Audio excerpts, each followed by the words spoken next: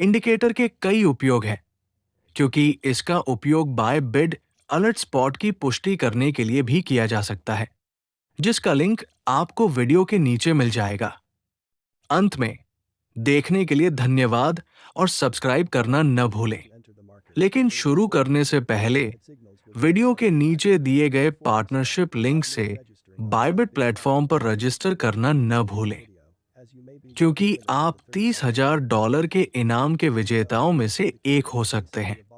ये इंडिकेटर मूल रूप से एक वॉल्यूम इंडिकेटर है, लेकिन वॉल्यूम इंडिकेटर का उपयोग करना थोड़ा मुश्किल है और सभी बार एक ही रंग के होते हैं। ये इंडिकेटर इस शोर को फिल्टर करके केवल बेहतरीन सिग्नल निकालेगा। सोने पर भी समय सीमा 5 मिनट रखें। अब इसे एक और शक्तिशाली संकेतक ATR संकेतक के साथ उपयोग करें। हमने पहले ही इस अद्भुत संकेतक के बारे में बताया है, जिसे टंग वन ने बनाया था। संक्षेप में, जब इसके बाद चार्ट पर वापस जाएं, इंडिकेटर बॉक्स खोलें, फिर पसंदीदा पर क्लिक करें और आप देखेंगे कि इंडिकेटर यहां दिखाई दे रहा है।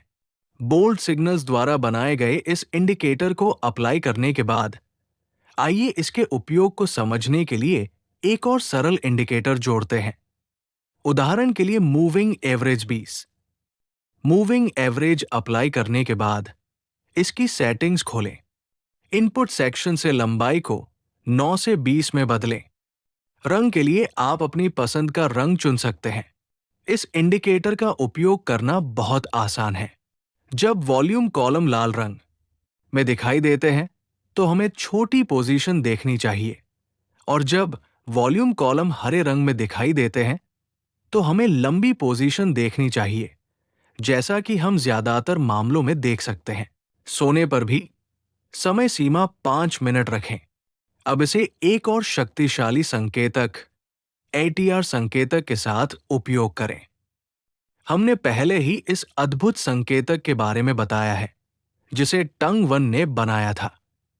संक्षेप में, जब कैंडलस्टिक हरे डॉट क्षेत्र तक पहुंचती है, तो रिबन बनने की संभावना अच्छी होती है, और जब वॉल्यूम संकेतक से बाय सिग्नल द्वारा इन संभावनाओं का समर्थन किया जाता है, तो इसका मतलब है कि वे पुष्टि हो गई है। अधिक जानने के लिए मान लीजिए कि हम यहां ट्रेडिंग कर रहे थे। यहां हम ATR संकेतक से एक हरे डॉट का दिखना देखते हैं, और उसके तुरंत बाद हम वॉल्यूम संकेतक से बाय सिग्नल का दिखना देखते हैं। इसका मतलब है कि इस कैंडल पर हमें अच्छा सपोर्ट मिल रहा है और वॉल्यूम भी अधिक है। जैसा कि हम देख सकते हैं, कीमत ऊपर गई है। चलिए एक और उदाहरण लेते हैं और इसे ब्रेकआउट के बारे में मानते हैं।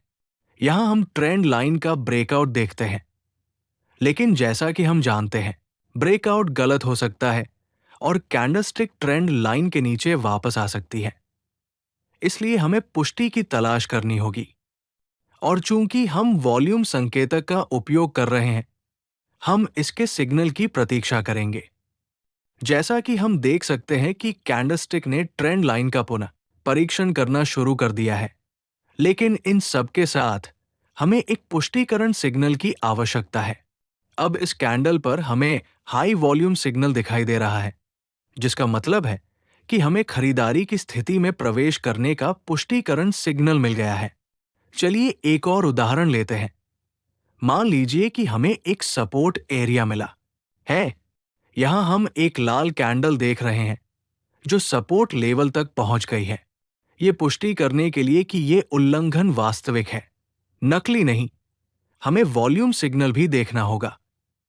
चूंकि वॉल्यूम सिग्नल भी दिखाई दिया है, इससे सेल पोजीशन में प्रवेश करने का अच्छा आत्मविश्वास मिलता है, और यही होता है, कीमत नीचे चली गई है। इस इंडिकेटर के कई उपयोग हैं, क्योंकि इसका उपयोग बाय बिड अलर्ट स्पॉट की पुष्टि करने के लिए भी किया जा सकता है, जिसका लिंक आपको वीडियो के नीचे मिल जाएगा। अंत में, देखने के लिए धन्यवाद और सब्सक्राइब करना न भूलें।